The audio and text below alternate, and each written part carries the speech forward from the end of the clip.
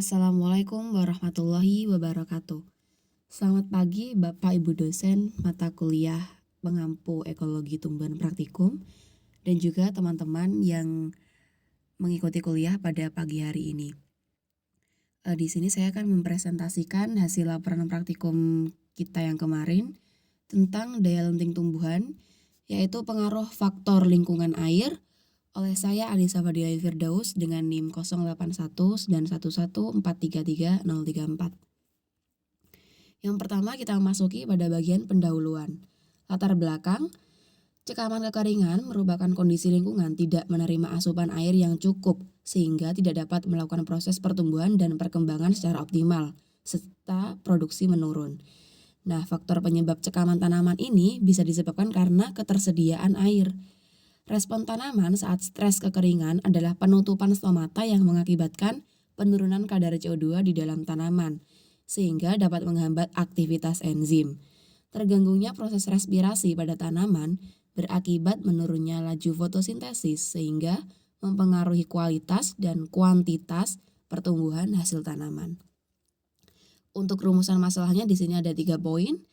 Yang pertama adalah apakah volume penyiraman berpengaruh terhadap laju fotosintesis, laju transpirasi, kondukstansi stomata, serta pertumbuhan diameter, berat kering tajuk, akar.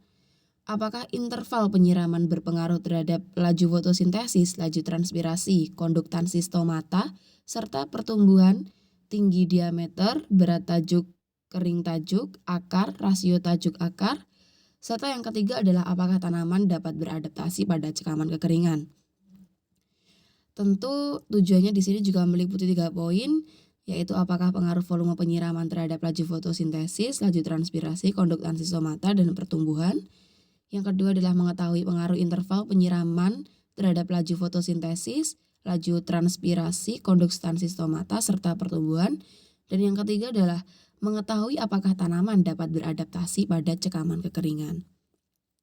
Mengapa kita harus meneliti pada penelitian ini adalah agar mampu mengetahui pengaruh penyiraman terhadap laju fotosintesis, laju transpirasi, konduktansi stomata, serta pertumbuhan, mampu mengetahui interval penyiraman terhadap laju fotosintesis, laju transpirasi, konduktansi stomata, serta pertumbuhan, dan yang terakhir adalah mampu mengetahui apakah tanaman dapat beradaptasi pada cekaman kekeringan.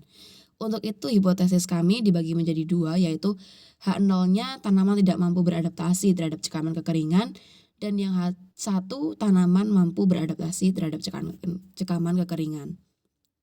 Untuk metode penelitiannya di sini kami menggunakan Jurnal Pengaruh Cekaman Kekeringan terhadap Perilaku Fisiologis dan Pertumbuhan Bibit Black Locust oleh Robinia pseudoacacia tahun 2015. Dan juga cara kerjanya adalah menggunakan referensi jurnal yang kami pilih mengenai adanya pengaruh dari kekeringan terhadap perilaku secara fisiologis dan pertumbuhan oleh bibit Black Locust atau Robinia pseudoacacia tahun 2015.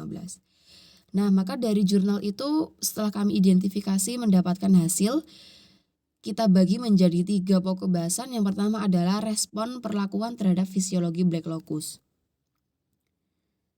Di sini terdapat gambar pertama yaitu perlakuan cekaman kekeringan dengan kapasitas 30-40 menunjukkan penurunan fotosintesis sebesar 51 pada bibit Black Locust dibandingkan dengan perlakuan dengan kondisi penyiraman normal yaitu di lapang pandang 70 hingga 80. Terbukti ya di sini jika terdapat pengurangan lapang pandang maka penurunan jumlah fotosintesis juga berlaku pada hasil tersebut. Nah, sedangkan yang gambar di bawahnya ini, gambar kedua, transpirasi bibit Black Locust mengalami penurunan dan perlakuan volume penyiraman. Semakin rendah volume penyiraman yang diberikan atau kekeringan tersebut, maka transpirasi juga akan semakin rendah dan menurun. Untuk tabel yang gambar yang ketiga, fotosintesis dan transpirasi mengalami penurunan dengan semakin rendahnya volume penyiraman serta semakin lamanya interval penyiraman. Sementara tren WUE adalah water use effectively, mengalami peningkatan pada volume penyiraman 70 hingga 80 dan semakin lama interval penyiraman, WUE sering mengalami peningkatan ketika terjadi keterbatasan air. Nah, fungsinya WUE di sini adalah bagaimana sih cara dari tumbuhan itu beradaptasi jika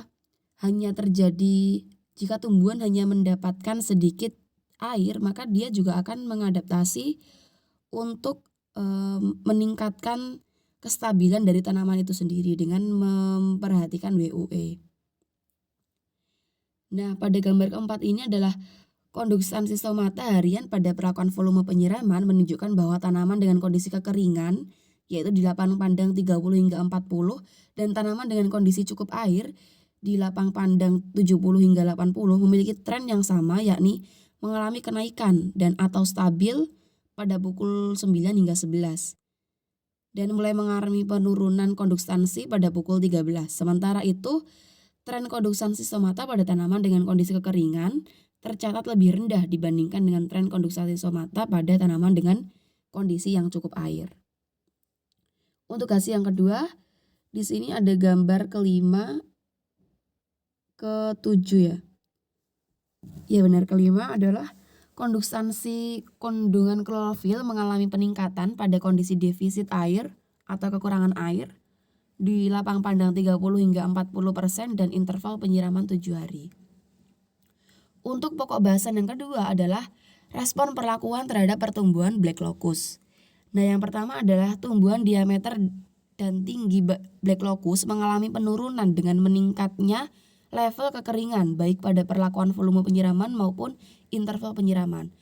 Jadi di sini memang segala bentuk kekeringan air atau cekaman tanaman itu akan mempengaruhi tumbuhan dari segi diameter dan tinggi, yang di sini pada black locust mengalami penurunan.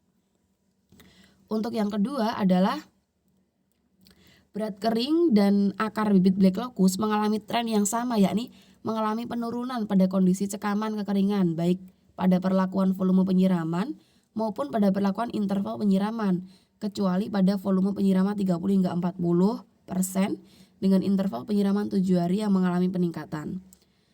Di sini juga rasio tajuk akar pada volume penyiraman pada 30 hingga 40 mengalami penurunan dengan semakin lama interval penyiraman. Yang ketiga adalah implikasi bibit black locust pada kondisi cekaman kekeringan dalam upaya mempelajari potensi keinvasifannya, yaitu bibit black locust dapat menghadapi cekaman kekeringan terlihat dari kemampuan untuk meningkatkan WUE pada saat defisit air. Peningkatan WUE akan memacu penutupan stomata yang didahului oleh sinyal ABA dari akar ke daun. Di sini pembahasannya adalah black locust melakukan interval penyiraman menunjukkan semakin lama interval penyiraman maka fotosintesis akan semakin rendah dan fotosintesis mengalami penurunan paling dominan sampai 65,5% pada 7 hari sekali penyiraman. Akibat selanjutnya, jika daun dan akar tanaman semakin lama akan semakin dehidrasi sehingga memicu penurunan larutan pada sel penjaga dan sel tekanan turgor. Nah, sedangkan WUE sendiri adalah penggambaran hubungan antara produksi yang dihasilkan tanaman dan konsumsi air, serta bisa juga didefinisikan sebagai rasio antara berat kering yang dihasilkan terhadap air yang digunakan pada saat evaporasi. Dampak dari menurunnya WUE ini adalah menutupnya stomata. Nah, pada penelitian ini terlihat bahwa pertumbuhan diameter dan tinggi black locust mengalami penurunan dan meningkatnya level kekeringan, baik dengan pada perlakuan volume penyiraman maupun interval penyiraman. Menurunnya ini terjadi karena upaya black locust memperluas sistem perakaran untuk pengambilan air, sedangkan peningkatan terjadi diperkirakan dalam upaya memanfaatkan pengambilan air untuk pertumbuhan tajuk. Kesimpulan dari adanya penelitian ini adalah yang pertama, semakin rendah volume penyiraman, maka laju fotosintesis, laju transpirasi, konduksansi stomata, serta pertumbuhan, yaitu yang mencakup tinggi, diameter, berat kering tajuk, dan akar akan semakin rendah. Sementara untuk WUE, kandungan klorofil maupun rasio tajuk akar semakin tinggi. Yang kedua adalah semakin lama interval penyiraman, maka laju fotosintesis, laju transpirasi, konduksansi stomata, serta pertumbuhan yang mencakup tinggi, diameter, berat kering tajuk, akar, rasio tajuk akar akan semakin rendah, sementara WUE dan kandungan klorofil semakin tinggi. Dan yang terakhir, peningkatan WUE dan kandungan klorofil pada kondisi cekaman kekeringan menegaskan bahwa jenis ini mampu beradaptasi pada kondisi cekaman kekeringan. Mungkin itu saja yang dapat saya sampaikan. Kurang lebihnya dapat dilihat kembali mungkin PPT saya jika penjelasannya masih kurang jelas. Terima kasih kepada Bapak Ibu dan teman-teman semuanya. Atas perhatiannya saya ucapkan terima kasih. Wassalamualaikum warahmatullahi wabarakatuh.